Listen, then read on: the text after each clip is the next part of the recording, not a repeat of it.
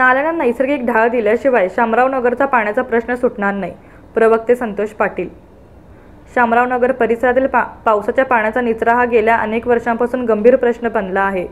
मुसळधार पावसात येथे पाणी घराघरात शिरते. या समस्येचे मूळ कारण म्हणजे नाल्यांना नैसर्गिक ढाळ नसणे व नागरिकांनी केलेले अनियोजित वळवलेले नाले, असे स्पष्ट मत प्रवक्ते माननीय संतोष पाटील यांनी व्यक्त केले. सांगली मिरज कुपवाड महानगरपालिकेची स्थापना 9 फेब्रुवारी 1998 रोजी झाली. मात्र तब्बल 26 वर्ष उलटूनही शामरावनगरमध्ये पावसाचे पाणी घरात घुसण्याची समस्या कायम आहे. पूर्वी नैसर्गिक नाल्यामुळे पाणी आपोआप नदीकडे वाहत जायचे, पण सध्या नागरिकांनी नाल्यांचे मार्ग आपल्या सोयीप्रमाणे बदलले.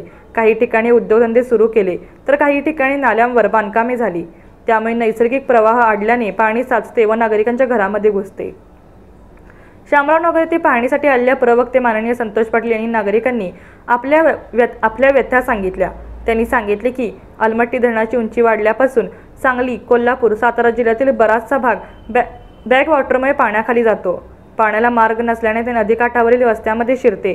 त्याच धर्तीवर शामरावनगरमध्येही नैसर्गिक नाले वळवले गेल्यामुळे मुसळधार पावसाचे पाणी रस्त्यावर व घरात साचते. पाटील पुढे म्हणाले, महापालिकेने कोणाचीही भीडभाड न ठेवता मूळ नाले पूर्ववत करणे हीच खरी उपाययोजना आहे. नैसर्गिक ढाळ दिल्याशिवाय या भागातील पाण्याचा निचरा 200% होऊ शकत नाही. आयुक्तांनी तातडीने पुढाकार घेऊन हा प्रश्न कायमस्वरूपी सोडवावा. या पाहणी दरम्यान प्राचार्य नंदकुमार सुर्वे, महेंद्र शिंदे, खुदबुद्दीन मुजावर, M.K. कोळेकर, प्रथमेश शेटे, अब्बासभाई जमादार, मोहसिन शेख आदींसह मोठ्या संख्येने नागरिक उपस्थित होते.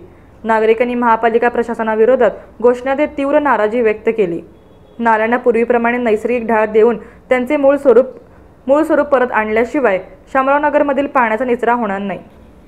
मोठी ग्रामपंचायत बनवून सोलापूर जिल्ह्यातील अकलूज या ठिकाणी ग्रामपंचायत का केली आहे की त्या ठिकाणी 2-3 कारखाने माजी उपमुख्यमंत्री विजयसिंह मोहिते पाटील साहेब आणि मोहिते पाटील गटाचा मोठा गट त्या ठिकाणी असताना सुद्धा त्या ठिकाणी महानगरपालिका केली नाही.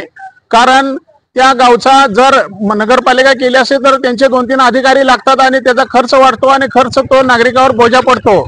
त्याच पद्धतीने सांगली महानगरपालिका 9 फेब्रुवारी 1988 रोजी या सांगली महानगरपालिकेची स्थापना झाली. गेले 26 वर्ष झालं महानगरपालिकेची स्थापना झाली.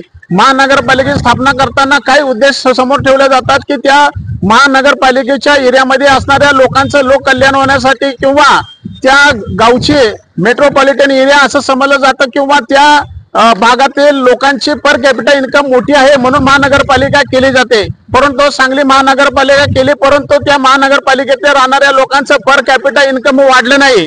इन्कम जेवढं आहे तेवढंच आहे. सर्वसाधारण आम्ही आज या शामरावनगर मध्ये विभागामध्ये आहे.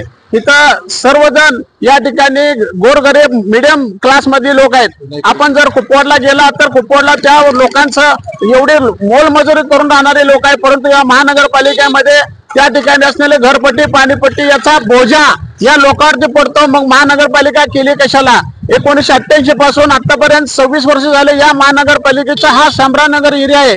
हा एरिया मधला हा बंगला गेले 2 महिने झाले या ठिकाणी पाण्यात आहे. पूर आल्यापासून त्या लोकांनी सोडून गेलेले आहेत. आम्हाला या ठिकाणी त्या लोकांना भेटायचं होतं पण ते भेटले नाहीत कारण त्यांची मुलाखत घेणं महत्वाचं आहे. महानगरपालिकेतला ह्या एरियामध्ये राहणाऱ्या लोकांना घरपट्टी भरतात, पाणीपट्टी भरतात. जो महानगरपालिकेचा कर आहे तो कर भरला जातो, परंतु त्यांना सुविधा दिल्या जात नाही. सुविधा म्हणजे काय? फक्त रस्ते चांगले किंवा गटर चांगले हे न करता ज्या भागातील गटर व्यवस्थित नाही ते पाणी स्लोप करून गेलं पाहिजे. आता याच्यामध्ये काल 2 दिवस झाला पाऊस पडतोय. या पावसामुळे जे पाणी आहे ते रस्त्यावर येतं. का रस्त्यावर पाणी काय येतं की गटारीमधून वाहन जात नाही. गटारीमधून न गेल्यामुळे लोकांच्या घरामध्ये पाणी शिरलेलं आहे.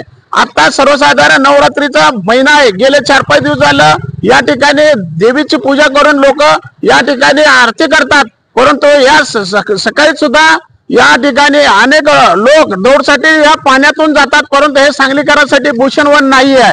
म्हणून आमची या ठिकाणी आज विनंती नगरपालिकेच्या आयुक्तांना, प्रशासकीय अधिकाऱ्यांना विनंती करण्यासाठी आम्ही आज आलेलो आहे की या शामरावनगरमध्ये गेले 25 वर्ष झाले प्रत्येक पावसाळ्यात पाणी येतं आणि प्रत्येक घरामध्ये पाणी जातं.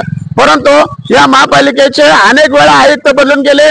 प्रशासन कायम कुठला ना कुठला हेतू टाळून या ठिकाणचा विकास करण्यासाठी टाळाटाळ करत आहे.